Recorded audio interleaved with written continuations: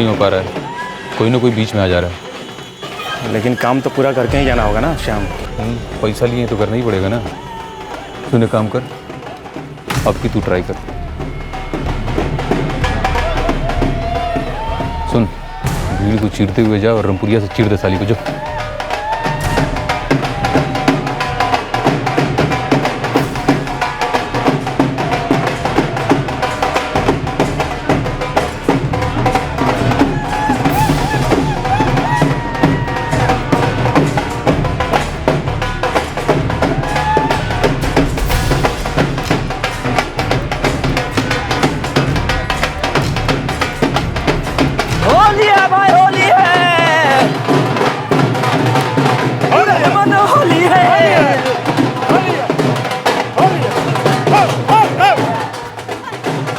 जतिन, ये अनमोल पे नजर रखना, हम जरा जाके आ रहे हैं। अरे गीता दीदी कहाँ चल दी? अरे वो पंकज को फोन लगाना है, सुबह से बात नहीं हुआ है। आते हैं, थोड़ा पेट्रोल डाल के। भंगवा के गिलास में उधर ही रख गया। आते हैं। बस हम यूं गए और यूं आए। जल्दी।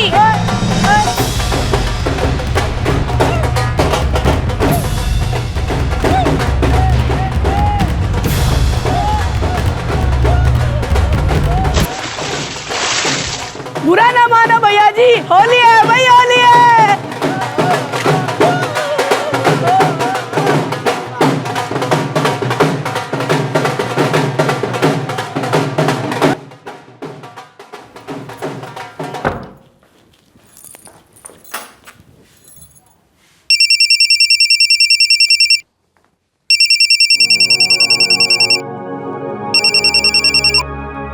हाँ गीता बोलो। हैप्पी होली जी।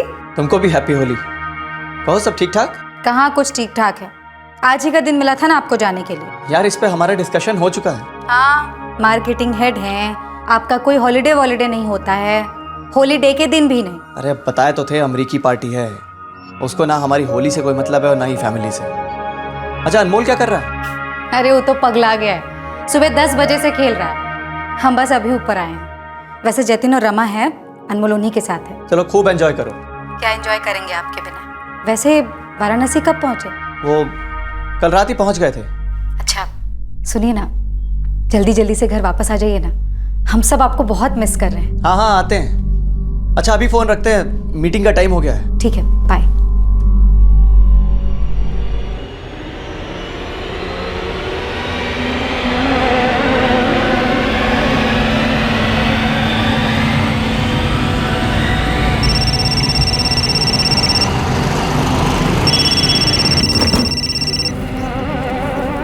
छह बार साला पार्टी का फोन आ चुका है, क्या करें? अब नहीं हो पाया तो नहीं हो पाया, अब कर जाने दे हम लोग, जो भी हुआ बता दो। हैप्पी होली सर जी। अरे हैप्पी होली का अचार डालें। तुम्हारे फोन का पागल की तरह से इंतजार कर रहे हैं हम। और फोन किसका आता है? हमारी घर वाली का।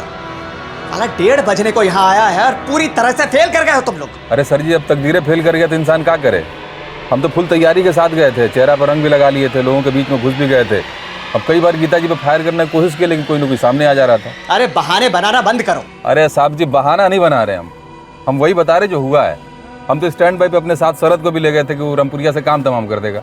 ये बेचारा गया भी, लेकिन फिर वही हुआ। साहब जी भीड़ बहुत ज्यादा था वहाँ। अरे तो वो तो तुम पहले से जानते थे ना कि लोग होंगे वहाँ, तो फिर सुपारी लेते वक्त काहे हाँ कह दिए थे? अरे अब हो गया तो हो गया, अब दोबारा ऐसा नहीं होगा, हम गारंटी देते हैं आपको। अरे गारंटी तुम्हारी 2 पैसे की नहीं है, और ये पहली बार नहीं हो रहा है, तीसरी बार फेल कर गए हो तुम लोग।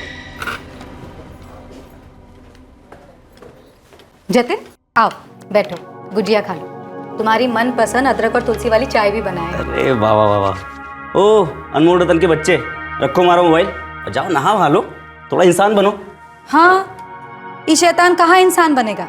अरे बोल बोल के थक गए हैं, और ये रंग लगा हुआ गीला कपड़ा पहन के भूत की तरह बैठे हैं। चलो तो चलो नहाने, चलो चुप, पीट देंगे तुम तो, चलो। एक आदमी ने अपनी पत्नी के नाम की सुपारी दी हुई थी। पंकज द्वारा ये गीता को मार डालने की तीसरी कोशिश थी जो नाकाम हुई थी। जगह तय हुई, वक्त तय हुआ, पर ना गोली चल पाई और ना ही रामपुरी छुरा। आखिरकार क्यों ये कोशिशें नाकामयाब हुई?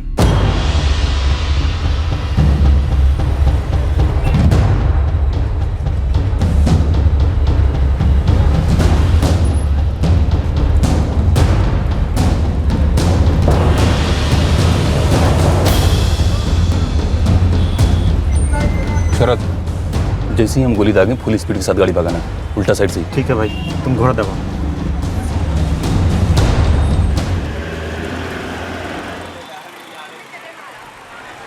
कहाँ गई रे?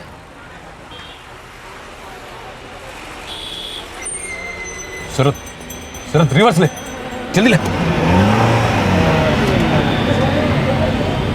अरे क्या कर रहा है? लेना पाछी।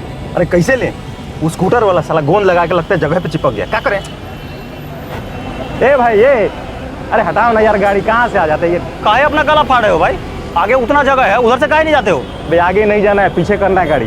पीछे करना है? ये हम अपना स्कूटर यहाँ से हिलाने वाले नहीं है, ये हमारा फिक्स जगह है, हम यहीं पार्क करते हैं, बुझे?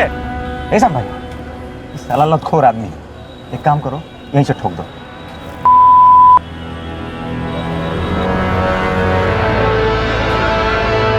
शरद, गाड़ी घुमा, यू टर्न मार।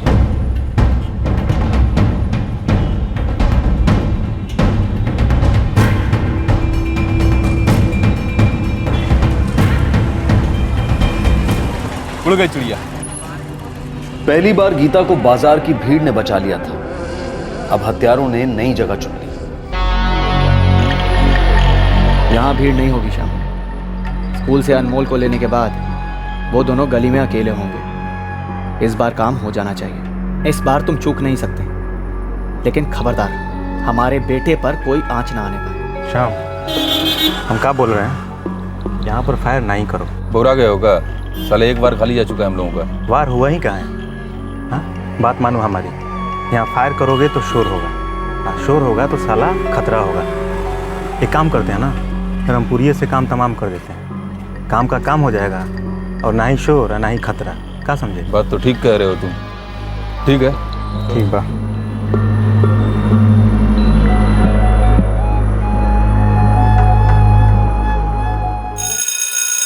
बज गई घंटी।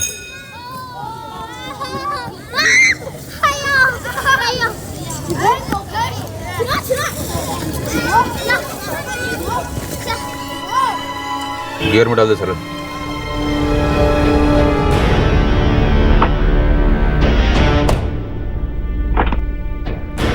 दत्त तेरी की, ये तो गाड़ी में बैठ गई। कोनो बात नहीं, पीछा कर, कहीं ना कहीं तो उतरेगी। जहां उतरेगी वहीं चीरे डालेंगे इसको।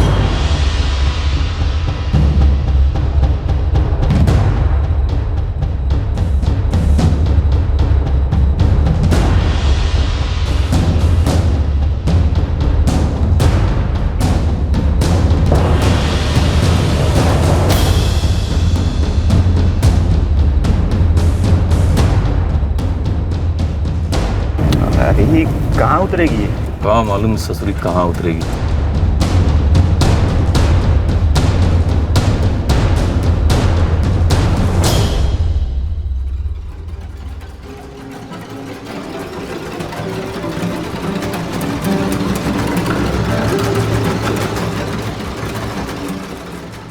उतरे का? भांग खा लिया का रे? साला दिखता नहीं वॉचमैन खड़ा है वहां पे।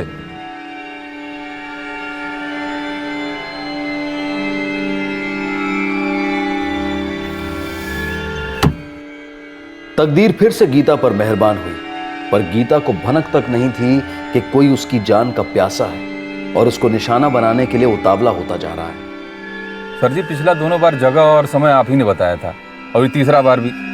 अब अगर तीनों बार वो आपकी मैसेज बच जा रही है तो इसका मतलब ये है कि उसका भाग बहुत तगड़ा है। हमारे मिसेज का भाग तगड़ा नहीं है, तुम लोगों का साला काम कमजोर है। निकम्मे हो तुम लोग साले। और आज तो हम तुमको पूरा चांस दिए थे ना। हाँ, खुला मैदान, होली का शोर, रंग वंग सब क्या किए तुम? और हमने क्या क्या पापड़ नहीं बोले यहां तक आने में।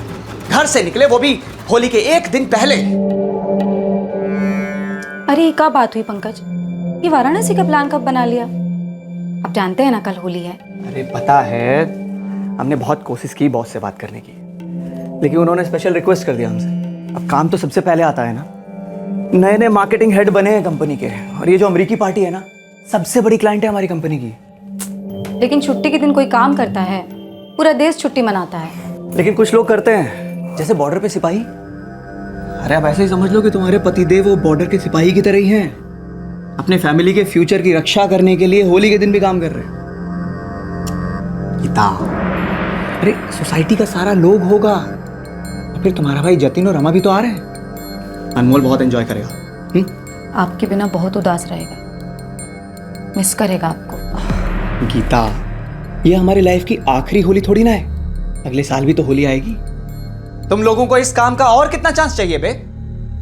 ये गीता की आखिरी होली होनी चाहिए थी। अरे सर जी, ये गीता जी की आखिरी ही होली थी, वो अब अगली होली नहीं देखेंगी, हमारा प्रॉमिस है। इस काम का अच्छा खासा पैसा हम तुमको पहले ही दे चुके हैं और हर बार तुम फेल कर गए हो।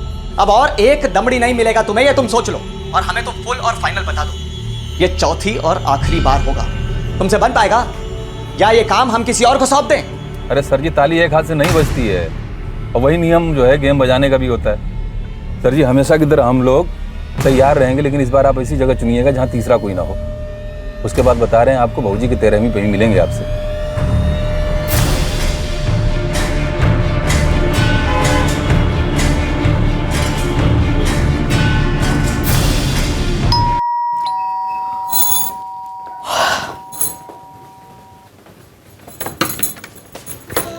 सो गई थी का?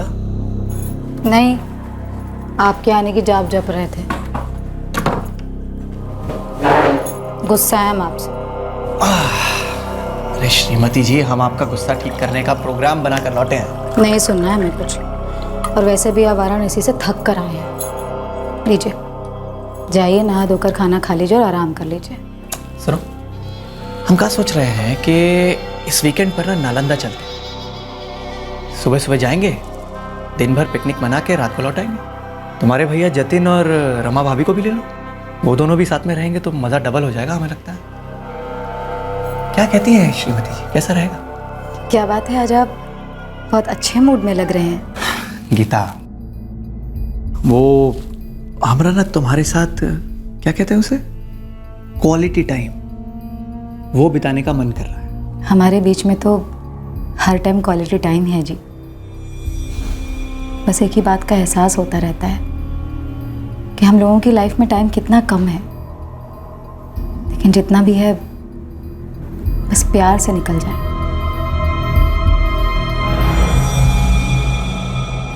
क्या बात है दीदी, ये जीजा जी का सुझाव था? हाँ हाँ जतिन, वो बहुत ही अच्छे मूड में है। हाँ, वो तो अच्छी बात है, लेकिन अचानक से इतने बदल कैसे गए? तो ठीक है ना जतिन, अच्छी बात है, हम तो बहुत ही खुश हैं।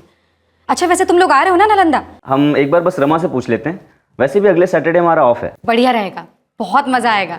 हमें लगता है कि हमें गीता दीदी के साथ जाना चाहिए, उन्हें अच्छा लगेगा ना? भाई मुझे अच्छा लग रहा है कि गीता और दामाद जी के बीच मामला सुलझ रहा है। जब बच्चा हो जाता है ना, तो शादी का पूरा मतलब ही बदल जाता है।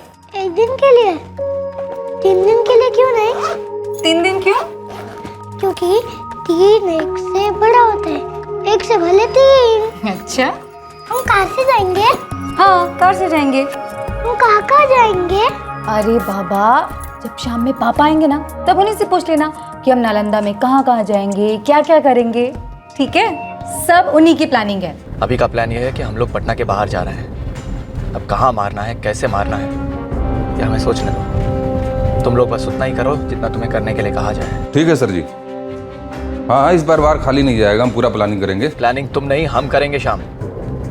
तुम्हारा प्लानिंग पहले ही 3 बार फेल कर गया। ये बार 3 मौका चूकने वाली बात अगर दोबारा ना करें तो ही अच्छा है। ये मत भूलिए कि 4 लोगों को ऑलरेडी मार चुके हैं हम, और हर काम में ऊंच नीच हो जाता है। अब हम सही बता रहे हैं, एकदम टेंशन मत लीजिए।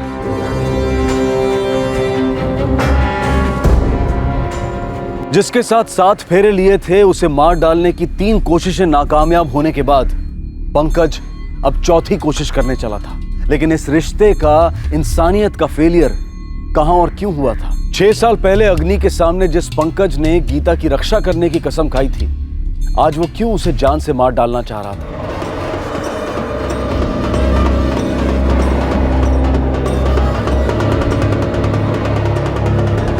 गीता के खून का प्यासा पंकज कभी उसके प्यार में भी था। 2006 में हुई ये लव मैरिज 1 साल के अंदर ही डगमगाने लगी।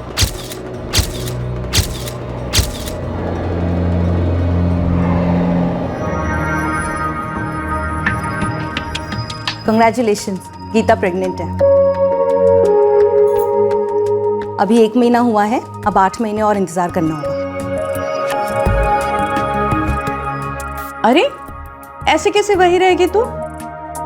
देख बेटा, आखिर के 3-4 महीने ना बहुत भारी होते हैं। नहीं नहीं नहीं, तू यहीं रहेगी हमारे पास अपने मैके में। हाँ मम्मी, हम समझ रहे हैं, लेकिन एक तो हम इनको छोड़ के नहीं आना चाहते हैं और दूसरा यही हमको नहीं जाने देंगे। मम्मी जी से कह दो 3-4 महीने तो दूर, हम तुम्हें 3-4 घंटों के लिए भी अपने से दूर नहीं जाने देंगे। सुनिए आप, लीजिए अब बतियाइए अपने जमाई राजा से, लीजिए।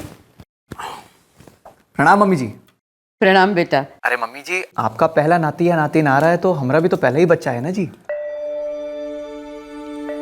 मतलब आप कह रहे हैं कि हम आपकी बिटिया की देखभाल ठीक से नहीं कर सकेंगे? नहीं नहीं बेटा, हम ऐसे नहीं कह रहे, लेकिन गीता को एक औरत की मदद तो लगेगी ही ना। अरे हाँ, तो ठीक है ना मम्मी जी, आप यहाँ आ जाइए, रहिए हमारे पास आकर। हाँ, लेकिन गीता के पापा तो हमें आने नहीं देंगे। अब पापा जी जो हैं वो अपनी पत्नी को अपने से दूर नहीं जाने देंगे, तो भला हम अपनी पत्नी को अपनी नजरों से दूर कैसे रहने दें? अब हम आपसे कैसे बहस करें बेटा? अरे कैसी बात कर रहे हैं मम्मी जी, आप बीच बीच में आते रहिएगा ना, बस गीता हमारे पास ही रहेगी, ये बात फिक्स है। हाँ हाँ, हमें क्या प्रॉब्लम होगी, आप निशा से पूछ लीजिए। जी प्रणाम मम्मी जी। मम्मी निशा के बारे में क्या कह रही थी? कह रही थी कि तुम्हारी जो कजन निशा है ना, वो अगर यहाँ आकर रहे तो हमें कोई दिक्कत तो नहीं। भाई हमें क्या दिक्कत होगी भला? हाँ मम्मी, पहले भी बात की थी हमसे निशा के बारे में, तो बुलवा ले निशा को। भाई देखो, तुम्हें जो करना है ना वो करो, बस हमसे दूर जाने की बात सोचना भी मत। नहीं नहीं, हमें कोई दिक्कत नहीं है गीता दीदी के साथ रहने में, और वैसे भी शादी के बाद से हम अब तक मिले नहीं है ना उनसे। देख बेटा, सबसे ज्यादा जरूरत ना आखिर के 4 महीनों में लगेगी। हाँ हाँ बड़ी मम्मी, हम समझ रहे हैं, आप टेंशन ना लो, हम चले जाएंगे तब। तूने अपने मम्मी पापा से बात कर ली? जी बिल्कुल, हमने बात कर ली मम्मी से, वो तो बड़ी खुश थी, कह रही थी इसी बहाने तुम्हारा ट्रेनिंग पूरा हो जाएगा। चलो अच्छा है, जब तेरी बारी आएगी ना तो गीता को हम तेरे पास भेज देंगे। जी बिल्कुल, प्रणाम। निकले हम? बेटा अगर बस स्टैंड तक छोड़ देंगे तो ऐसी क्या दिक्कत है उसमें? पापा दिक्कत तो आपको हो जाएगी ना, खामा में ऑफिस के लिए लेट हो जाएंगे। दिक्कत तो यह है कि हमारी बिटिया पहली बार बेगूसराय से पटना जा रही है, वो भी अकेली, वो भी 4 महीने के लिए। आजकल मोबाइल और इंटरनेट के जमाने में तो चांद तक दूर नहीं है, आप हमारी टेंशन ले रहे हो। और पंकज जीजा जी है ना, वो आ रहे हैं पटना स्टेशन लेने हमें, पर हर 10-15 मिनट पर हमें SMS करते रहना। बिल्कुल भी नहीं करेंगे। हो क्या गया है आप दोनों को? 22 के हैं हम, 12 के नहीं, आप इतना टेंशन ना लो, हम पहुंच जाएंगे ठीक से। यहाँ आओ, चलिए पापा। हाँ, ऐसे कैसे याद नहीं है, हमें ही चुराए थे आपके जूते, फिर हमें ही लौटाए थे, पूरे पैसे भी नहीं दिए थे आपने। पर टेंशन ना लो, इस बार ना पूरी वसूली करके जाएंगे। हलवा पूरी समझे कहा हमें, हम कहाँ मांगे थे अपने जूते आपसे? भाई पहले तो आप खुद ही हमारे जूते चुराई और उसके बाद खुद ही भीगी बिल्ली बनके हमको लौटा गई, तो हम कहाँ दे पैसे आपको, बोलिए। अच्छा जी, तनिक अपनी बीवी जो है ना हमारी गीता दीदी, उनसे पूछिएगा कितने प्लीज किए थे उन्होंने, तब जाके लौटाए थे हमने आपके जूते। अच्छा ठीक है, बोलिए क्या चाहिए आपको, दिला देंगे। हाँ वैसे सोच समझ कर मांगिएगा, पूरे 3 महीने बिताने आपको हमारे साथ। उसकी फिक्र आप ना करो जीजा जी, हम सोच समझ कर ही मांगेंगे। निशा, तुम और पंकज मिल के ना हमको बहुत बिगाड़ दिए हो, इतना आलसी बना दियो ना कि क्या कहें। अरे दीदी बस कुछ ही दिन है, एंजॉय कर लो, एक बार बेबी आ जाएगा ना लाइफ में, फिर तो 1 मिनट की भी फुर्सत नहीं मिलेगी। और हमारे ग्रीट जीजा जी, वो तो छुट्टी लेने से रहे। तो फिर तुम्हारे बिना कैसे चलेगा? अरे हमें परमिशन की थोड़ी ना जरूरत है, आ जाएंगे बिना इनविटेशन के, जब तक हम हैं आप टेंशन ना लो। कहाँ हो तुम? वहाँ चाचा चाची जी लड़का देख रहे हैं तुम्हारे लिए। जैसे उन्होंने देखा और हमने हाँ कह दिया, लड़का पसंद आएगा तभी तो ना देंगे ग्रीन सिग्नल। वैसे निशा, बेगूसराय में तो कई मर मिट गए होंगे तुझ पर। दीदी ये मरने मिटने वालों को तो ना हम अवॉइड करते हैं, भाई आदमी हो तो ऐसा कि टिका रहे, स्ट्रॉन्ग। वैसे कोई मिला तुझे स्ट्रॉन्ग टिकने वाला? नहीं अभी तक तो नहीं, पर फ्यूचर में होगा तो होगा। आज भी आपका वेट करते करते सो गई दीदी। हाँ वो ऑफिस में मीटिंग थोड़ा लंबा चला। तुम काहे नहीं सो जाती? हम खुद ही खाना गरम करके खा लिए होते। हाँ खुद ही ले लिए होते खाना गरम करके। एक तो सारा दिन काम करके आएंगे, थक के आएंगे और ऊपर से गरम करके ले लेंगे। और हम घोड़ी की तरह सोए रहे, इसीलिए आया क्या यहाँ पर? ऐसा नहीं है, लेकिन पिछले कई दिनों से हम देख रहे हैं कि रोजाना रात को तुम्हें हमारे लिए देर तक जगना पड़ता है। तो वैसे हमें पसंद है कोई हमें गरम गरम खाना परोस दे, लेकिन फिर भी क्या?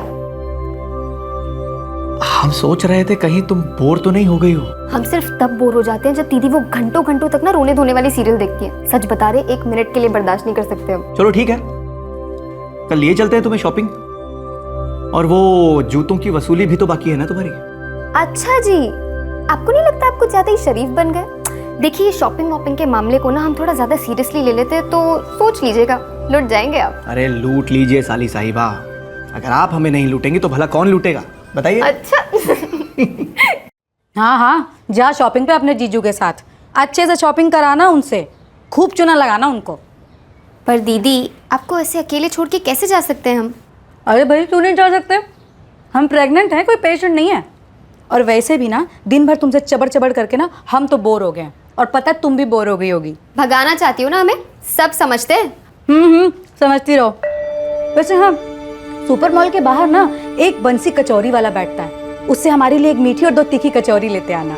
पर जीजू तो कह रहे थे आपको तीखा खाना मना है। उनको लगता है ना कि हम तीखा खाएंगे तो बेटा या बेटी जो होंगे वो बहुत गुस्सैल होंगे। और वैसे तुमको इस बारे में सोचने की जरूरत बिल्कुल नहीं है, हम कह दिए कि हमारे लिए कचौरी लेते आना तो फिर लेते आना, और नहीं लेकर आई ना बेटा तो दोनों के दोनों पिटोगे हमसे बस।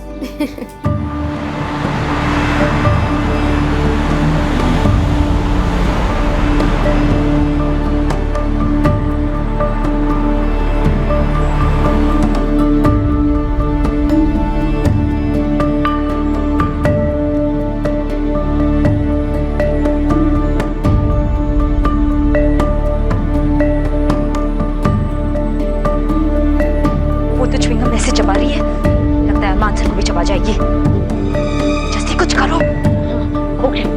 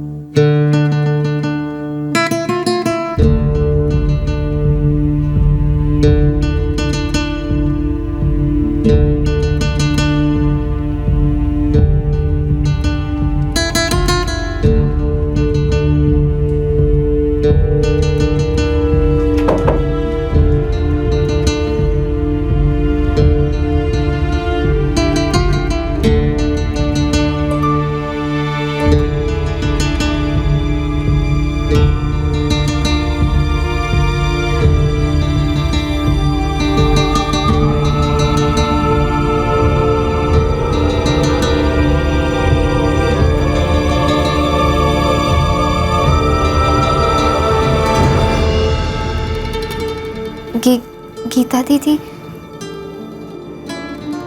वो आराम से सो रही।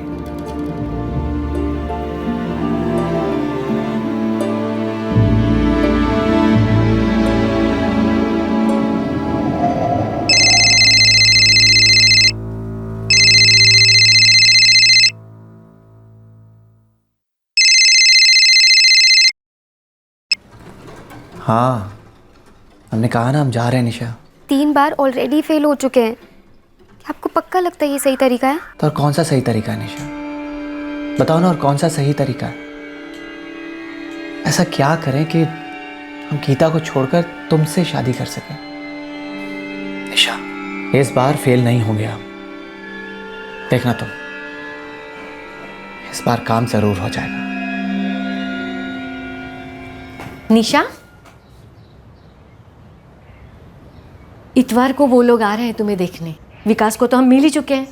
अच्छा है, बॉम्बे सेटल्ड है, अच्छे से मिलोगी ना? जी मम्मी, अच्छे से मिलेंगे।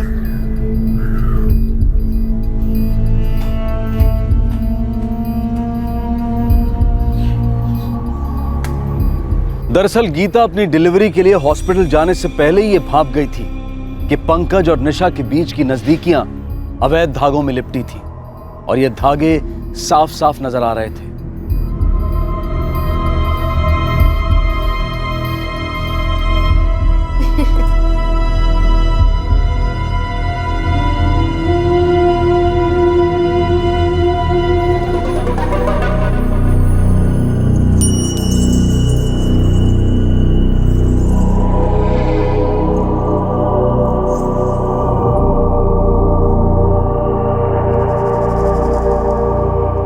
वैसे हम कभी कभी अचानक रात में जाग जाते हैं।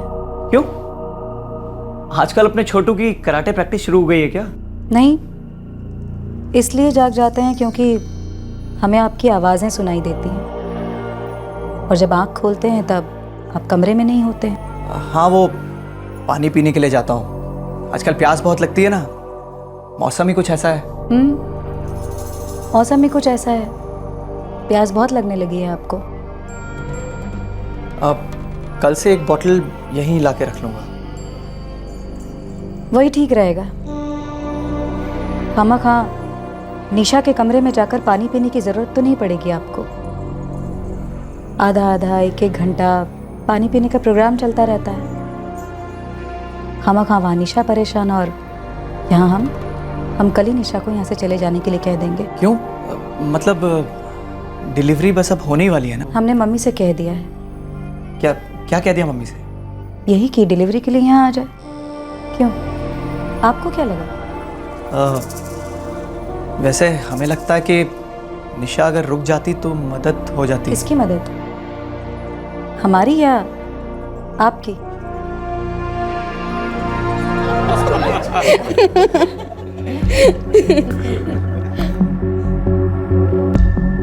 पंकज, हमें लगता है हमें बेगूसराय वापस चले जाना चाहिए। गीता दीदी सब जान चुकी है। निशा, अगर तुम चली गई तो हमारा क्या होगा? तो फिर आप ही बताइए ना, हमारे रहने से क्या होगा? बताइए ना क्या होगा? ज़माना खामा मर्दों की फितरत को कुत्ते की दुम समझता है, पर ताली तो दोनों हाथों से बचती है ना, और थप्पड़ एक हाथ से। और उस थप्पड़ में सबसे ज्यादा दर्द होता है जिसमें हाथ नहीं उठता, लेकिन सामने वाला नजरों से गिर जाता है। फिर वो कोई भी हो, कोई गैर, कोई अपना, या अपनी बहन। सॉरी दीदी, हम बहुत शर्मिंदा है। नहीं निशा, शर्मिंदा नहीं हो तुम। अरे जिसे शर्म ही नहीं है वो शर्मिंदा कैसे हो सकता है? बेवफा कभी शर्मिंदा होते हैं भला? अरे उन्हें तो अफसोस रह जाता है कि अब तो चोरी पकड़ी गई, अब अफेयर कैसे होगा? नहीं होगा। बिल्कुल नहीं होगा निशा। और सबसे जरूरी बात तो ये है कि तुम इस घर में दोबारा नहीं दिखोगी। हम आज के बाद आपके सामने कभी नहीं आएंगे। और हमारे पीठ पीछे पंकज से मिलोगे? नहीं। हमारी नजर तुम दोनों पे रहेगी निशा। एक बात तो तुम समझ लेना कि हम कोई अबला टाइप की नारी नहीं है जो चुप रह जाएंगे, सब कुछ सह जाएंगे। इतना शोर मचाएंगे ना कि वो हर आईना चूर हो जाएगा जिसमें तुम अपनी आंख मिलाना चाहोगे। चलो अब दफा हो जाओ यहाँ से, निकलो यहाँ से।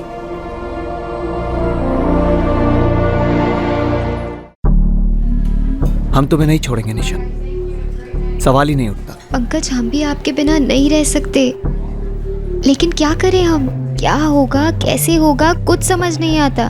बिल्कुल ब्लैंक से हो जाते हैं हम। ऐसा लगता है आंखों पे पट्टी बांध कर ना किसी अंधी गली में चल रहे हैं।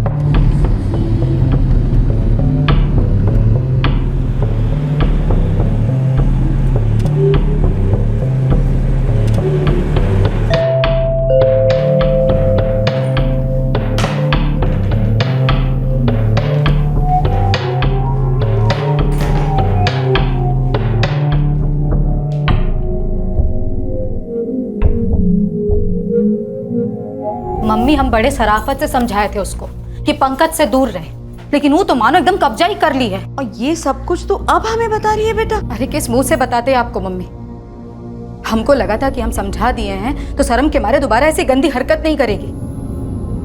अनमोल 1 साल का हो गया है और ये दोनों अपनी बेशर्मी की पहली एनिवर्सरी मना रहे हैं हमारे पीठ पीछे। नहीं राज भाभी, हमें इसके बारे में कुछ भी नहीं मालूम है। तो मालूम करो मीना, तुम्हारी बेटी हमारी बेटी का घर तोड़ रही है और किसी भी सूरत में हम ये होने नहीं देंगे। हम भी ऐसा कभी नहीं चाहेंगे राज भाभी। कोई और नहीं मिला? अरे जीजा तो बड़े भाई के समान होता है, कोई बड़े भाई से इश्क लड़ाता है बेशरम? सारा बिरादरी में थू होगी हमारी। तेरी शादी तो दूर, शर्म के मारे हमने जान दी ना तो क्रियाक्रम करने वाला ना होगा कोई बेगूसराय में। तुम्हारे बड़े मम्मी पापा को कैसे मुंह दिखाएंगे? कैसे उनसे आंख से आंख मिलाएंगे हम? तुम हमारी गर्दन नहीं झुकाए हो, तुम तो हमें जितने जिगाड़ दी हो। हमने तो तुम्हें वहां अपनी बहन की सेवा के लिए भेजा था, तुम तो उसका विश्वास, उसका सम्मान, उसका घर सब तोड़ा है।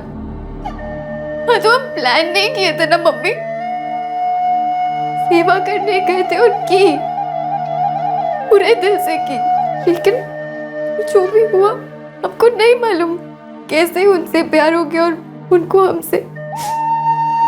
और पापा वो तो हमसे शादी। तुम जो हरकत की हो ना, तुम्हारी जैसी लड़कियां शादी नहीं करती, एक के बाद एक घर बर्बाद करती हैं, तोड़ती हैं।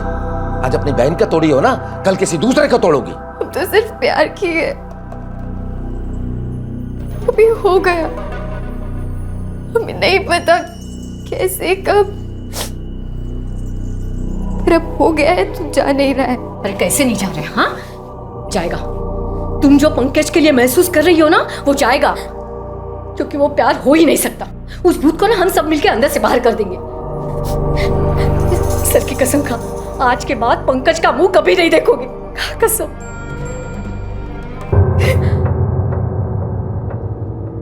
हाँ गीता, हमें डाइवोर्स चाहिए। इस जन्म में तो हम आपको डिवोर्स देने वाले नहीं हैं। अनमोल की कसम खाकर कहते हैं, हम आपको डिवोर्स नहीं देंगे। क्या करोगी ऐसे आदमी से चिपके रहकर, जो तुमसे प्यार ही नहीं करता है? हम ऐसे आदमी से नफरत करेंगे, चिपक कर नफरत करेंगे।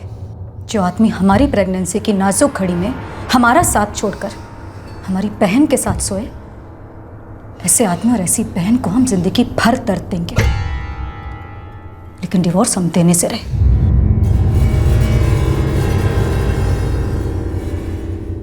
हम कल ही बेगूसराय जाके राकेश चाचा, चाची और निशा को साफ साफ बता देंगे, किसी ने हमारी बहन का घर तोड़ा तो हम एक एक को तोड़ देंगे, किसी को नहीं छोड़ेंगे, बताए दे रहे हैं। जतिन, गलती निशा की, जो हमारे चचेरे भाई राकेश की बेटियां है ना?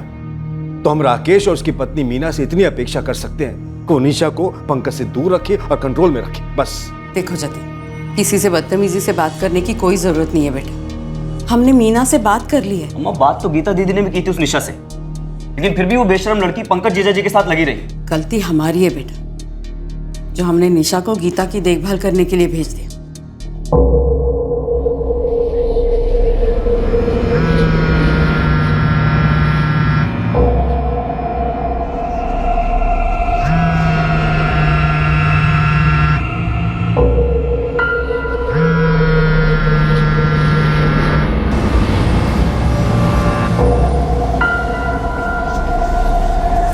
निशा, तुम किसी की बातों में ना आना, हमें ऐसे इग्नोर ना करो। हम नहीं जी सकते तुम्हारे बिना। सॉरी पंकज, सबकी भलाई इसी में है कि हम एक दूसरे को भुला दें। बहुत ज़्यादा प्रेशर है हम पर, हम सह नहीं पा रहे हैं। प्लीज़ भुला दो हमें।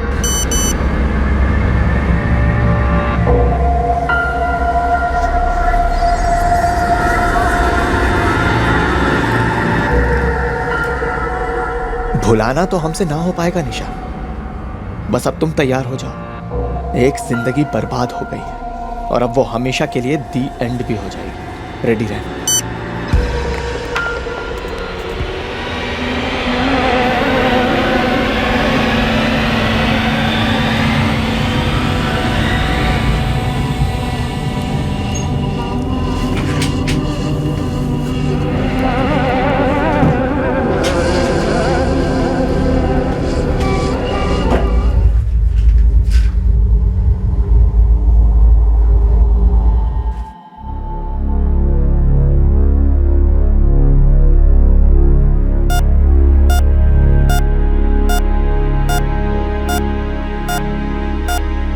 आसान नहीं था इतनी सारी गोलियां पेट से वॉश आउट करना। यूं कह सकते हैं कि बाल बाल बची है इनकी जान।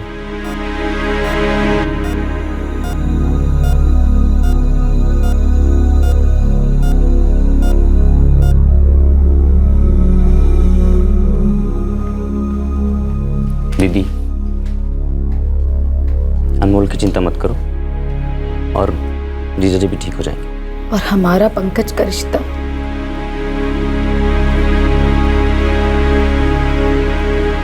वो ठीक हो पाएगा। दीदी पूरी कोशिश करो, लेकिन एक वक्त के बाद तुमको फैसला करना पड़ेगा, और फैसला लेते वक्त अनमोल के बारे में भी जरूर सोचना। वो शांति से तुम्हारे साथ अकेले पले या फिर आंधी में तुम दोनों के साथ। हमारी तकदीर खराब है जो हम बच गए, पर अगली बार ऐसा नहीं होगा। हम अपने आप को खत्म करके ही रहेंगे। तुम नहीं तो लाइफ नहीं निशा, बस।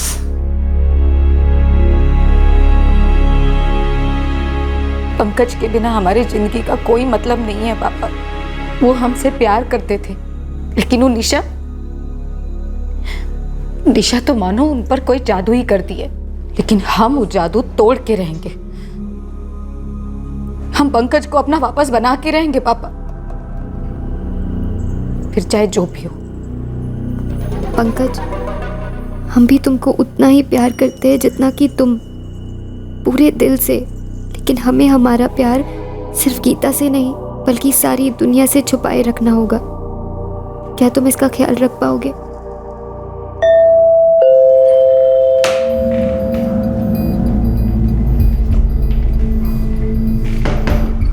और फिर एक बार पंकज और निशा के बीच का रिश्ता रंग पकड़ने लगा, पर यह अवैध संबंध गीता और दोनों तरफ के परिवार वालों से छुपकर बनता गया। पंकज और निशा अब ऐसे दो फूलों की तरह थे जिनका खिलना और महकना सिर्फ एक दूसरे को समझ आता।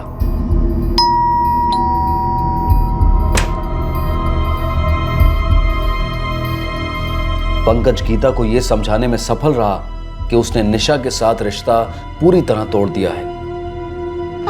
पापा हम नालंदा कहाँ से जाएंगे? हाँ बेटा, हम लोग नालंदा कार ड्राइव करके जाएंगे और वहाँ पे पिकनिक करेंगे और पिकनिक में बच्चों के साथ गेम खेलेंगे। यहां गीता एक तरफ यह समझ रही थी कि उसकी जिंदगी अब दोबारा पटरी पर आ गई थी, पर उसे इस बात का जरा भी अंदाजा नहीं था कि 3 बार उसकी जिंदगी पटरी से उतरते उतरते रह गई थी और अब चौथी बार क्या होने वाला था।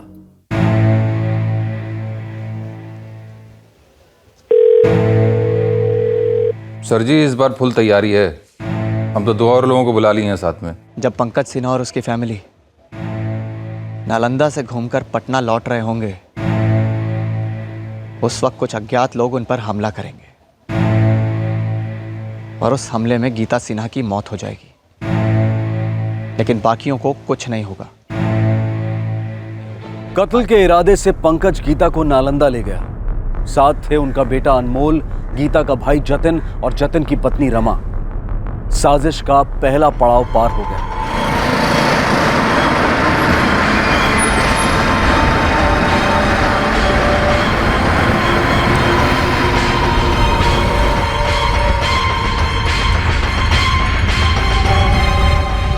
हम सुबह जल्दी घर से निकलेंगे बाय रोड, हमारी कार से।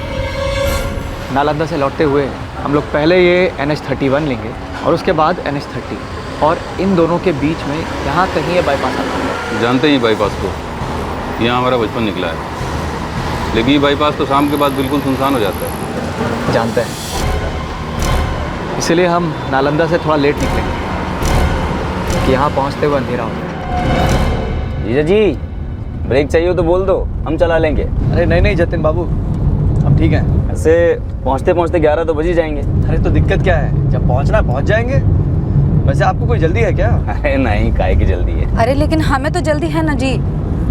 अनमोल का स्पोर्ट्स डे है कल और 6:30 बजे तक स्पोर्ट्स ग्राउंड पे भी पहुंचना है। वो तो नहीं मिस हो सकता है ना। अरे चिंता मत करो, कुछ हो मिस नहीं होगा। और 5 बार बता चुकी हो, याद है हमें। सब लोग अपनी अपनी जगह पे टाइम पे पहुंच जाएंगे। वो और 2 लड़कों के बारे में तुम बता रहे थे? दोनों एकदम मजे हुए खिलाड़ी हैं, भरोसेमंद। इस बार कोई चुप नहीं है। बस आपको ये करना है कि नालंदा से निकलने से पहले मुझे एक बार फ़ोन कर दीजिए। उसके बाद किसी न किसी बहाने से लाके गाड़ी वहाँ रोक दीजिए। ओके, बाद का सब हम संभालेंगे। वो तुम हम पे छोड़ दो।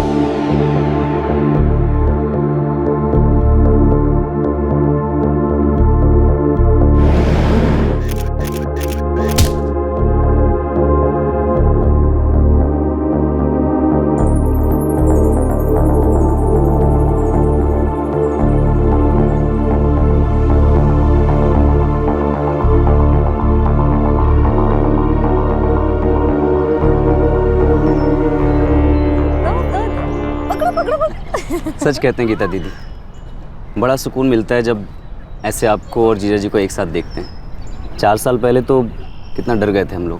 तुम लोग तो सिर्फ डर गए थे, परेशान थे। हमें तो लगा था कि जैसे अब बस मर ही जाएंगे। पहुंच गए तुम लोग? अरे कब का साहब जी, 2 घंटा से बैठ के यहाँ पुराना फिल्म का गाना सुन रहे हैं। हमें अभी वहाँ पहुँचने में कम से कम 45 मिनट का समय लगेगा। ठीक है, लेकिन जल्दी मत निकलिएगा, सूरज डूब जाने दीजिए, क्योंकि जितना अंधेरा रहेगा उतना बढ़िया रहेगा। ठीक है, हम निकलने से पहले तुम्हें फ़ोन कर देंगे। ठीक है। कल हमें कोई देखने आ रहे हैं? नहीं आएगा, कल का वो प्रोग्राम कैंसिल होने वाला है निशा। वहाँ सब कुछ प्लान के मुताबिक चल रहा है? बिल्कुल, हम करीब 2 घंटे में यहाँ से पटना के लिए निकलेंगे। पंकज, हमारा दिल बहुत घबरा रहा है। बस एक दिन की बात और है निशा, कल के बाद सब कुछ इतना शांत हो जाएगा, इतना सुकून होगा तुम्हारी और हमारी जिंदगी में। तुम और हम सचमुच एक हो जाएंगे, आज़ाद हो जाएंगे अपनी मनमर्जी करने के लिए। Pankaj, I love you. I love you too Nisha. ये गलत बात है जीजा जी। एक तो खुद ही पिकनिक का प्लान बनाते हैं, उसके बाद फिर आधे से ज़्यादा समय फ़ोन पे लगे रहते हैं।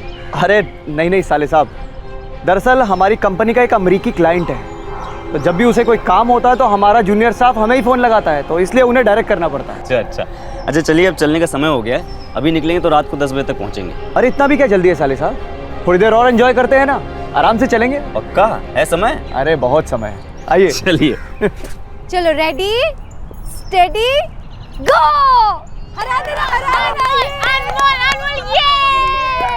अनमोल जीत गया, आपसे बाहर गए, अनमोल जीत गया।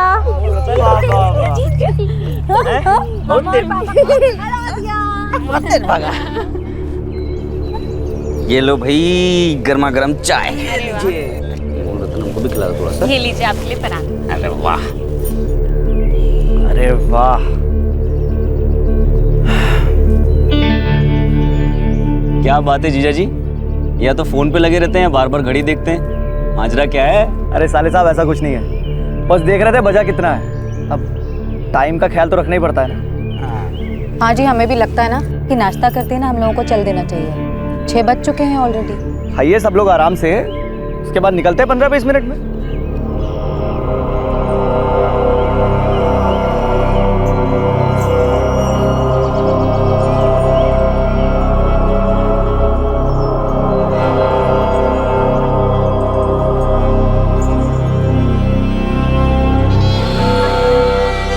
अरे पंकज कहाँ चले गए? गए तो टॉयलेट की तरफ से, हो सकता है ऑफिस वालों से बात कर रहे हो फोन पर। हम 5 मिनट में निकल रहे हैं शाम। क्या जी, पिकनिक का प्लान आपका था और आप हैं कि पूरे दिन फोन पे लगे रहे?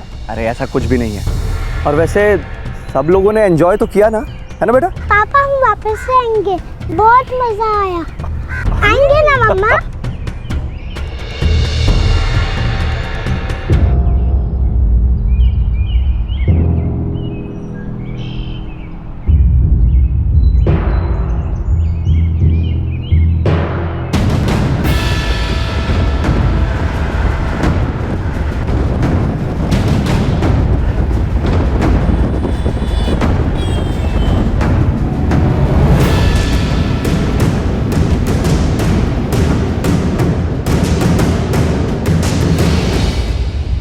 जीजा जी, हम अक्सर सोचते थे कैसे आपसे ये बात छेड़ें, लेकिन आज सही मौका मिला है तो आपसे कह रहे हैं। क्या चाहते? यही कि आप और गीता दीदी एक बुरे दौर से गुजरे, पर कैसे आप एक होकर आगे बढ़े। बड़ा अच्छा लगता है आप दोनों का प्यार और हमारी बहन का ध्यान रखने के लिए। Thank you. अरे नहीं जतिन, दरअसल थैंक यू तो हमको गीता को बोलना चाहिए कि उसने हमारी सभी गलतियों को भुलाकर हमको माफ़ किया और वापस अपना लिया। आज हम दिन में गीता दीदी से भी यही बात कर रहे थे, वो कह रही थी कि उन दिनों उनको लगता था कहीं दुख के मारे वो मर ही ना जाए। जतिन, तुमसे सच कहें तो लगता हमको भी ऐसा ही था। रोज रोज थोड़ा थोड़ा घुट घुट कर मरने से कहीं अच्छा है कि एक ही बार आर्या पार हो जाए।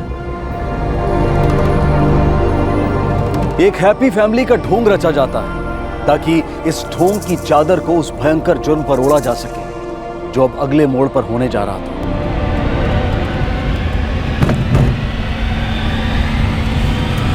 अरे अरे अरे जीजा जी, कौन सा टर्न ले लिया आपने?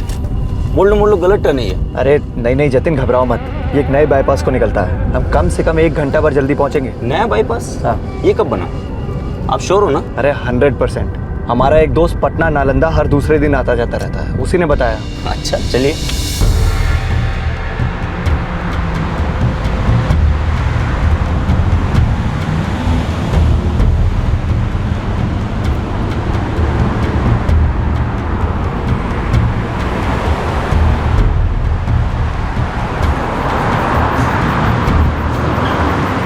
पार्टी आ गई है, तुम लोग तैयार हो ना? चूक नहीं होनी चाहिए। चल।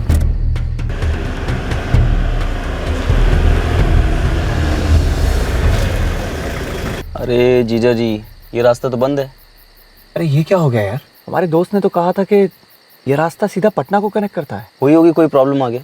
देखिए ना, साफ साफ बोर्ड लगा हुआ है, रास्ता बंद है। ऊपर से पत्थर लगा के ब्लॉक कर रखे हैं। क्या हुआ जी, कहाँ पहुँचे?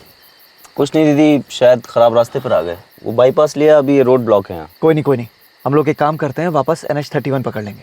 बस 10 ही मिनट लेट हुए हैं।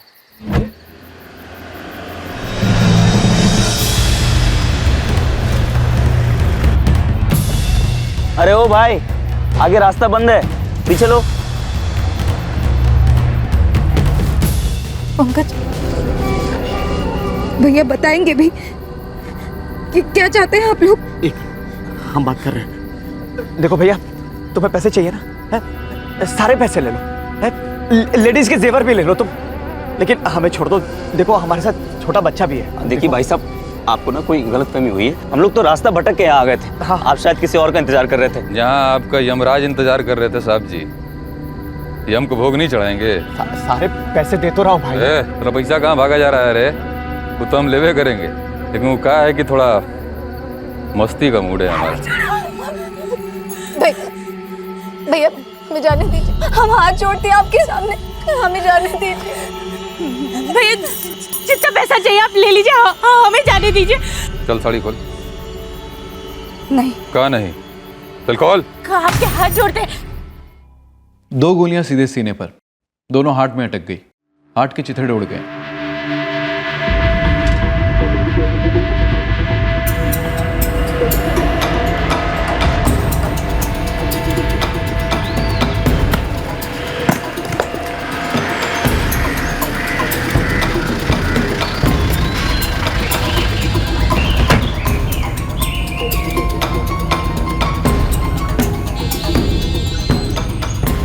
सर, आगे रास्ता क्लियर है, हम 30 किलोमीटर जाके आए।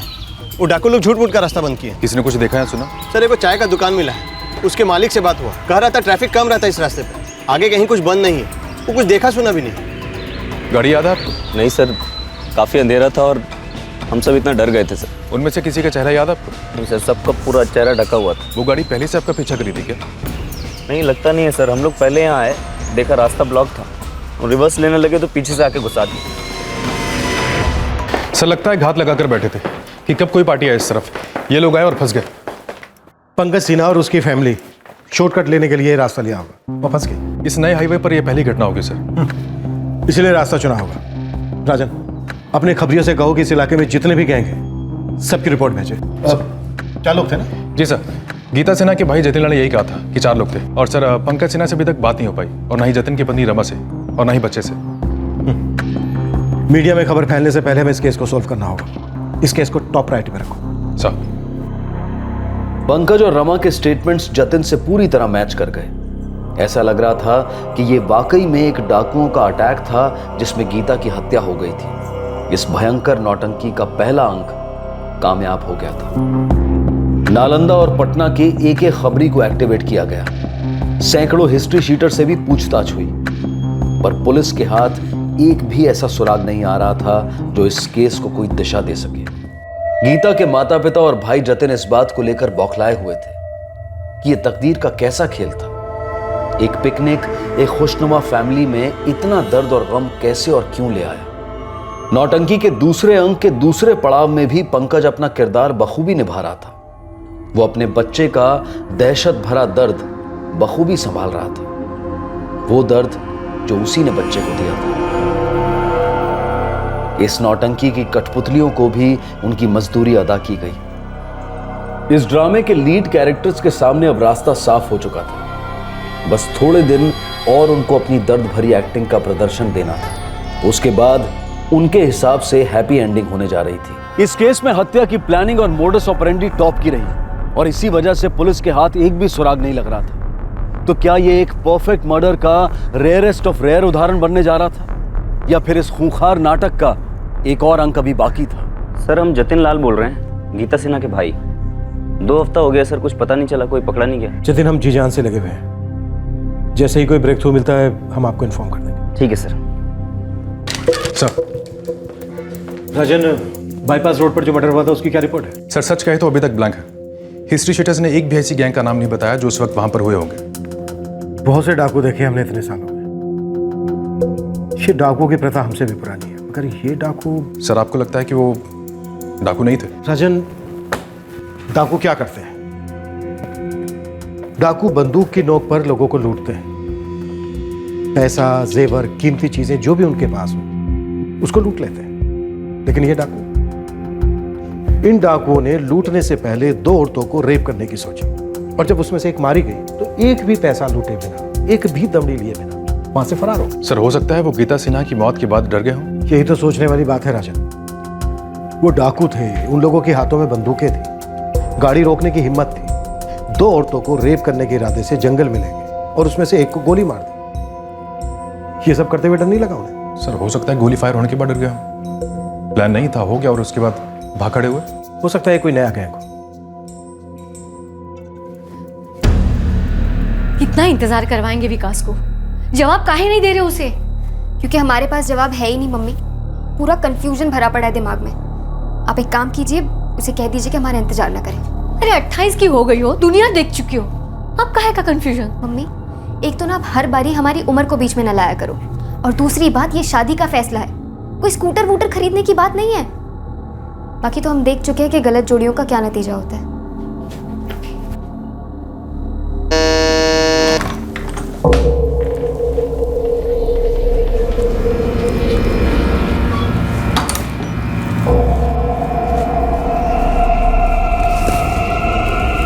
अनमोल को रमा भाभी के पास छोड़ कर आए? हाँ, एक अरसे से जिद कर रहा था तो छोड़ा उसे। अपने निशा थोड़ा नेचुरल भी लगेगा ना, जैसे धीरे धीरे हम नॉर्मल होते जा रहे हैं।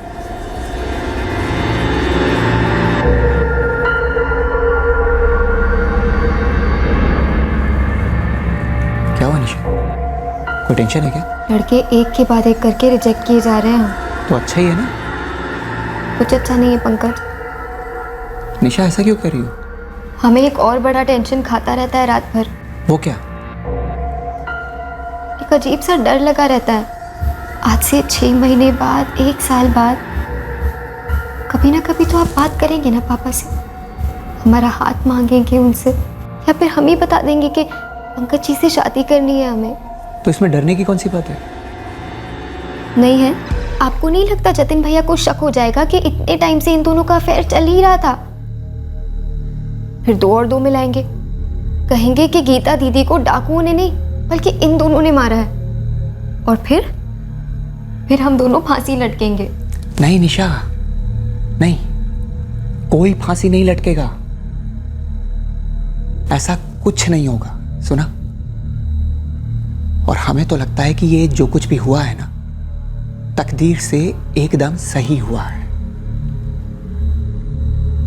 हाँ, पहले 3 अटेम्प्ट में अगर गीता मारी जाती तब जरूर ये 2 और 2 4 हो जाता कि कोई कैसे ही किसी घरेलू औरत को मार सकता है। लेकिन ये जो चौथा अटेम्प्ट हुआ है एकदम स्मूथ गया है। डाकुओं का अटैक, मर्दों पर और बच्चे पर बंदूकें तनी हुई, औरतों को घसीट कर जंगल में ले गए, रेप का अटेम्प्ट, उसके बाद गोली मार दिए, एकदम फुल प्रूफ। तुम देखना निशा, ये 2-4 महीनों में तो पुलिस भी इस केस को बंद कर देगी।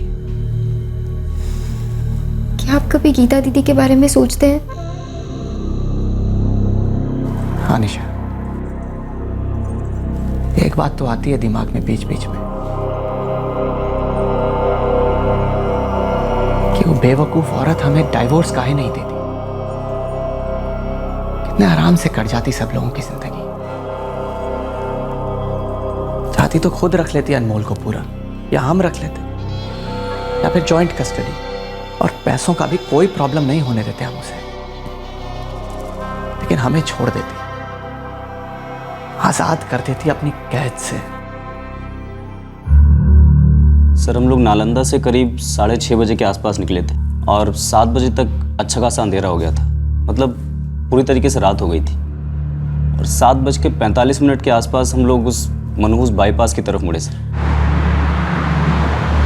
और लगभग 20 मिनट चलने के बाद आप लोगों ने अचानक देखा कि वो रोड ब्लॉक है, राइट? हाँ सर, करीब 20 मिनट ही हुए होंगे। जतिन, तुम्हें कुछ अटपटा, कुछ अजीब नहीं लगा? हाँ सर, शायद हल्का सा अजीब लगा था, लेकिन मैंने पंकज जीजा जी से पूछा भी कि आप श्योर हो इस रास्ते के बारे में? उन्होंने कहा उनका कोई दोस्त है जो अक्सर उस रास्ते से आता जाता है। उन्होंने कहा कि शॉर्टकट है, 1 घंटा बचेगा। एनीवे, इस पिकनिक के दौरान तुम्हें कुछ अजीब लगा था? पिकनिक के दौरान?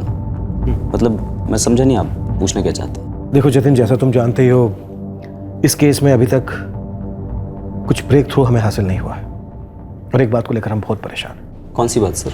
यही कि वो लोग डाकू थे, तो उन्होंने रेप अटेम्प्ट करने से पहले या अटेम्प्ट के दौरान तुम्हें और पंकज को क्यों नहीं लूटा?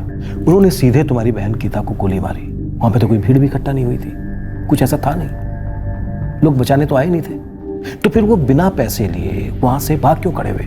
ऐसा क्या डर था? बंदूकें थी उनके पास? सर हमने एक बार नहीं 1000 बार उनसे कहा था कि सारे पैसे ले लो, हमारी गाड़ी ले लो। हम एटीएम से और कैश निकाल के उनको देने के लिए तैयार थे, लेकिन वो मेरी पत्नी रमा और मेरी बहन गीता को लेकर दूर जंगल में चले गए। कुछ देर के बाद हमने गोली की आवाज़ सुनी और उन्होंने हमारी बहन को गोली मार दी सर। लेकिन तुम्हारी पत्नी को गोली नहीं मारी, तुम्हें भी नहीं मारी, बच्चे को नहीं मारा, पंकज को भी नहीं मारा, और एक भी पैसा लिए बिना वहां से भाग खड़े हो। क्यों? उन लोगों ने ऐसा क्यों किया ये हमको कैसे मालूम होगा? जतिन, आने के लिए थैंक यू।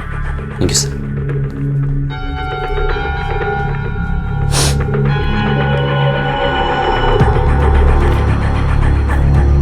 सर आप पूछ रहे थे कि पिकनिक के दौरान कुछ अटपटा लगा था, क्यों सर? यूं ही। सर आपको किसी के ऊपर कोई शक है क्या?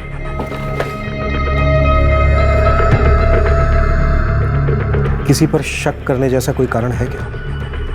पता नहीं सर। गीता की मौत से किसे फायदा हो सकता था और किस तरह से फायदा हो सकता था? कोई तगड़ा इंश्योरेंस प्लान? अगर इस वजह से गीता की मौत हुई है तो जाहिर सी बात है पति और पत्नी के बीच क्या करें, हमारा काम ही कुछ ऐसा है, हर एंगल से टटोलना पड़ता है, सुरागों के लिए शक को खंगालना पड़ता है। Thank you sir.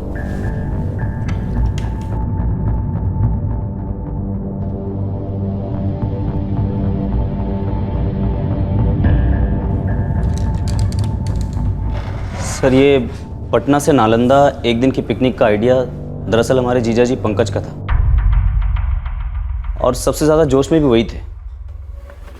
और सर एक बात थोड़ी अजीब लगी थी कि पूरी पिकनिक के दौरान करीब 85% टाइम जीजा जी अपने मोबाइल पर बिजी थे, और शायद थोड़े परेशान भी थे सर, बार बार अपनी घड़ी देख रहे थे। और जब मैंने उनसे कहा कि घर चलते हैं तो कहने लगे इतनी जल्दी क्या है, और काफ़ी टाइम बिताने के बाद हम लोग वहाँ से निकले।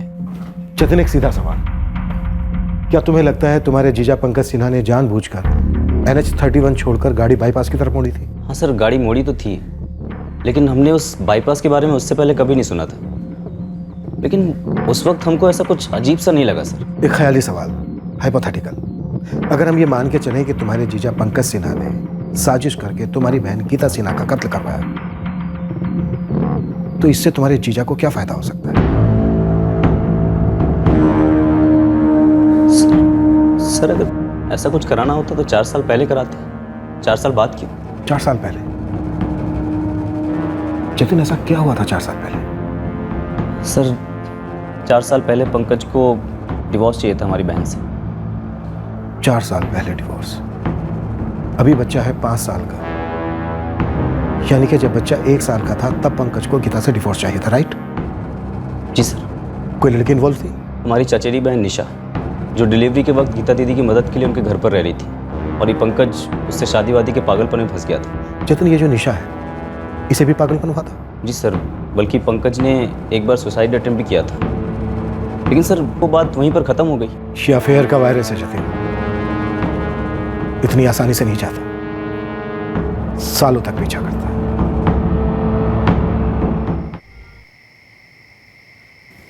बेटा, हम जानते हैं तुम्हारी मम्मी इस दुनिया की बेस्ट मम्मी थी, और उसके जैसी दूसरी मम्मी हम तुम्हारे लिए नहीं ढूंढ सकते बेटा। हमें दूसरी मम्मी नहीं चाहिए, हमारी मम्मी बेस्ट थी।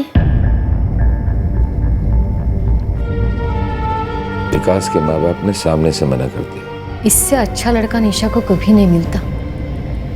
पता नहीं कौन सी दुनिया में रहती है ये लड़की। मीना, क्या इस पंकज और निशा के बीच जो कुछ भी चल रहा था वो तब पूरी तरह से खत्म हो गया था या अब भी कुछ चल रहा है?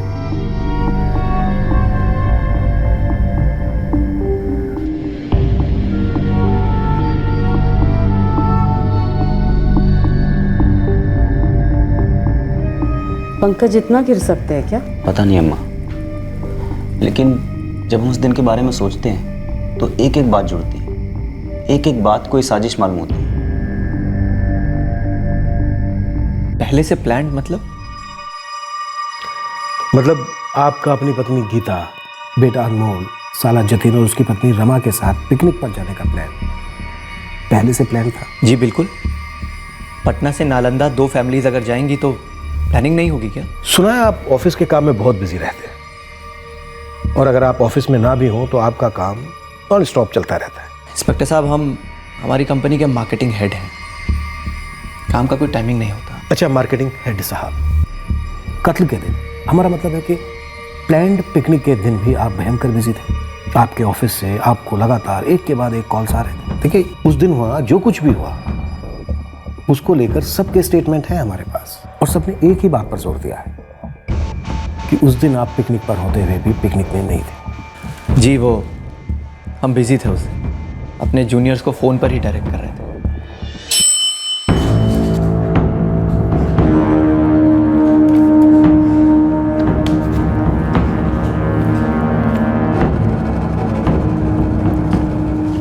इंस्पेक्टर साहब, ये गोल गोल बातें करना बंद करके हम सीधा मुद्दे पर आ जाएं। आप बताएंगे इस लाइन ऑफ इन्वेस्टिगेशन का मतलब क्या है? मतलब है आपकी पत्नी के हत्यारों को धर लेना पंकज जी। तो फिर पिकनिक और हमारे ऑफिस के कॉल्स का उनसे क्या रिश्ता हो सकता है? उस दिन आपके ऑफिस से आपके कौन से नंबर पर ये सारे कॉल्स आ रहे थे पंकज जी? देखिए, हमारे रिकॉर्ड के हिसाब से आपका फ़ोन नंबर है 44456789, ठीक है ना? हाँ, बहुत कन्फ्यूजन है पंकज जी। आप कह रहे हैं, आपका साला जतिन कह रहा है, जतिन की पत्नी रमा कह रही है, और शायद आपकी पत्नी गीता सिन्हा जिंदा होती तो वो भी यही कहती कि उस दिन आपको आपके ऑफिस से लगातार कॉल आ रहे थे, एक के बाद एक कॉल आ रहा था, लेकिन आपके इस नंबर पर उस दिन आपके ऑफिस से एक भी कॉल नहीं आया है mister Pankaj Sinha, head of marketing. आपके 2 नंबर हैं जी, खुफिया है, क्योंकि आपके साले जतिन को आपके इस दूसरे नंबर के बारे में कोई जानकारी नहीं है। जी हाँ, वो दूसरा नंबर हम सिर्फ ऑफिस के कॉल्स के लिए ही इस्तेमाल करते हैं। निशा लाल आपके ऑफिस में काम करती है? बेगूसराय की निशा लाल। हमने आपके बिना बताए आपके दूसरे नंबर का पता लगा लिया, 4441235568, यही है ना? आपके इस नंबर से निशा लाल को और निशा लाल के नंबर से आपके इस नंबर पर हजारों बार कॉल हुए पिछले 1.5 साल में। हर रोज कई दफा फोन कॉल्स और मैसेजेस एक्सचेंज हुए। दरअसल निशा से आपका अफेयर कभी खत्म हुआ ही नहीं था, है ना? अब सवाल यह है कि ये कबाब में हड्डी कौन है पंकज जी? क्योंकि इस अफेयर वाले नंबर से आप कुछ और लोगों से भी बात करते रहे हैं, खास करके पिकनिक वाले दिन, और कुछ खास मौकों पर भी आपकी उनसे बात हुई है। ये इश्क का डबल ट्रिपल शिफ्ट चल रहा था क्या पंकज जी? अरे नहीं, मजाक कर रहा हूँ। ये हम जानते हैं कि आप निशा के वफादार हैं, निशा के साथ दगा नहीं कर सकते, तो फिर ये नंबर किसके हैं? कोई बात नहीं, चिंता मत कीजिए, हमने भी पता लगा लिया। जैसे हमने आपके दूसरे नंबर का पता लगाया जी, कल रात को हमने इन चारों को धर लिया है पंकज जी। श्याम, शरद, मुन्ना और कालू।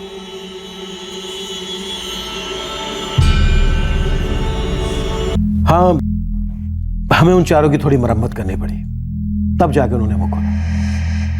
लेकिन हमें एक एक दिन, एक एक घंटा, एक एक मिनट, एक एक सेकंड का हिसाब दिया उन्होंने कि उन्होंने अब तक क्या क्या किया है।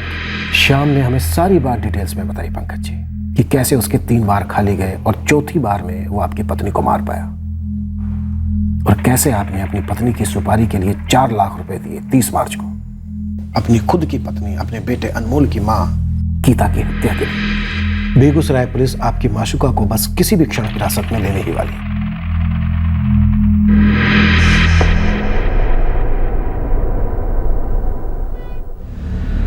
कि तुमने कैसे सोच लिया कि अपनी पत्नी की हत्या करके तुम अपनी प्रेमिका से शादी कर लोगे और ये घोर अपराध किसी की पकड़ में नहीं आएगा? हमारे पास रास्ता क्या था? वो हमें डाइवोर्स दे नहीं रही थी। हम भीख मांग रहे थे उससे कि हमें छोड़ दो, हमें छोड़ दो। लेकिन 4 सालों तक वो टस से मस नहीं हुई। वाह, अफेयर भी आप करें, अपनी पत्नी को रास्ता भी आप दें। वो जो हमें रास्ता दे रही थी हमें नामंजूर था इंस्पेक्टर साहब। हमें प्यार हो गया था निशा से। गीता ये जानती थी और वो ये भी जानती थी कि हम उससे प्यार नहीं करते थे, फिर भी वो हमें और निशा को तकलीफ देने के लिए, सजा देने के लिए डाइवोर्स देने से इनकार कर रही थी। 3 जिंदगियों को नर्क बना दिया था उसने। ये कहां का इंसाफ है इंस्पेक्टर साहब? क्योंकि आपकी किसी से शादी हो गई है, आप जिंदगी भर उस रिश्ते को गले में पत्थर की तरह बांधकर जियो, न तैरो न डूबो, बस पड़े रहो।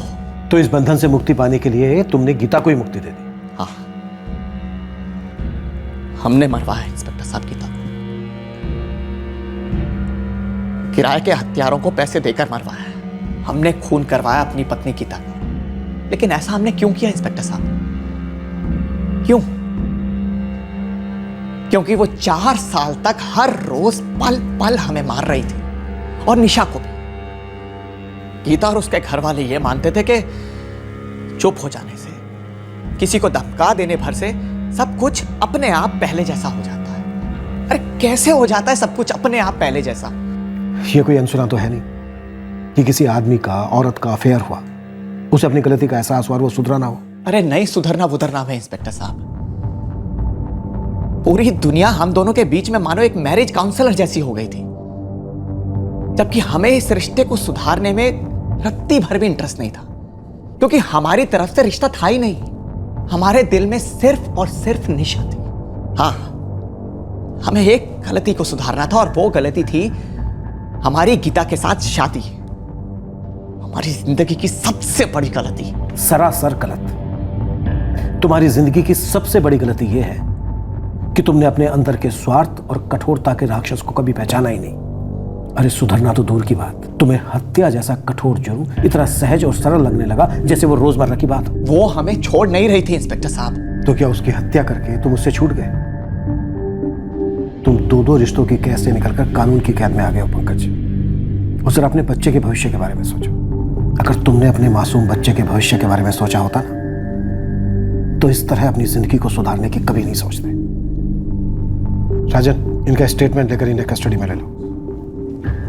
1 मिनट इंस्पेक्टर साहब, हम हमारे बेटे से एक बार मिल सकते हैं? हम उसको यहाँ बुलवा लेते हैं। नहीं प्लीज, यहाँ नहीं। क्यों? तुम नहीं चाहते तुम्हारा बेटा तुम्हें यहाँ पर देखे? चलो, मैंने अगर इसकी मंजूरी दे भी दी, क्या होगा उससे? इस दुनिया में कुछ नहीं छिपता है पंकज। एक ना एक दिन तुम्हारे बेटे को यह पता चल ही जाएगा कि उसके पिता ने ही उसकी मां की हत्या करवाई है। जरा सोचो पंकज, तुमने क्या कर दिया है अपने बेटे के भविष्य के साथ, उसकी जिंदगी के साथ। बाहर मतलब कहाँ गए हैं? बेटा बाहर मतलब किसी ज़रूरी काम से बाहर गए। पापा बिना बताए कहीं नहीं जाते हैं। बेटा इस बार जाना पड़ा उन्हें। हाँ, उन्हें फोन करो। फोन बेटा वो फोन लेकर नहीं गए। आप दूध पी लो। नहीं पापा हमेशा फोन लेकर ही जाते हैं। क्या वो आपको छुपा रही हो क्या हमसे? ऐसी कोई बात नहीं है। लेकिन क्यों? मुझे पापा के पास जाना है। अम्मा, अब सोचते हैं तो लगता है कि हमें गीता दीदी को और समझाना चाहिए था। उन्हें पंकज को छोड़ देना चाहिए था। निशा को गीता की देखभाल करने के लिए भेजना ही नहीं चाहिए था। क्या पता अम्मा, निशा की जगह पंकज को किसी और लड़की से इश्क हो जाता। इस सब से तो बस एक ही बात निकल के आती है, जब किसी जोड़े के बीच प्यार खत्म हो जाए और उस प्यार को जिंदा करने की हर कोशिश के बावजूद वो जिंदा ना हो, तो ऐसे रिश्ते को दफना देना ही बेहतर है। लाश के साथ जिंदगी बिताएंगे तो सड़न तो होगी। दोनों के दोनों जवान थे, पूरी की पूरी जिंदगी पड़ी थी उनके सामने। कुछ दिनों में पुराने घाव भर जाते और नए सिरे से नई जिंदगी शुरू होती। कम से कम उन तीनों की जिंदगियां तो बर्बाद नहीं होती।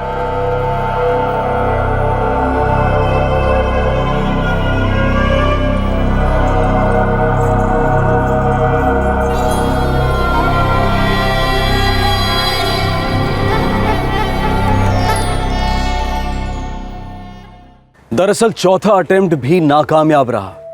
हाँ, ये बड़े दुर्भाग्य की बात है कि गीता की निर्दयी हत्या हो गई, पर हत्या की नींव पर एक रिश्ते की इमारत बांधने का ख्याल अपने आप में नाकामयाब साबित हुआ। ऐसे रिश्ते में टिके रहने का मतलब ही क्या बनता है, जहां अगला घुटन के मारे मर रहा है और सामने वाले को मार डालने का षड्यंत्र रच रहा है। ऐसी शादी से चिपके रहने का क्या मतलब, जब दोनों को उस रिश्ते में से ना तो खुशी मिल रही है और ना ही उस रिश्ते का कोई भविष्य नजर आ रहा है। अगर हम नैतिकता और भावुकता के परे जाकर सोचें तो इंसान का मानव अधिकार सबसे ज्यादा मायने रखता है। पंकज और निशा ने जो किया वो भला बुरा, सुंदर कुरूप, सही गलत जैसा भी था, लेकिन उन दोनों को अपनी जिंदगी एक दूसरे के साथ जीने का अधिकार था। हम किसी भी सूरत में पंकज और निशा के प्रति सहानुभूति प्रकट नहीं कर रहे हैं और ना ही उनके फैसलों की हिमायत कर रहे हैं। हमारे लिए इस केस में सबसे बड़ा मानव अधिकार का उल्लंघन गीता का हुआ, क्योंकि उससे उसकी जिंदगी छीन ली गई। पति की बेवफाई और एक बहन द्वारा पीठ में छुरा सहन करना आसान नहीं था गीता के लिए,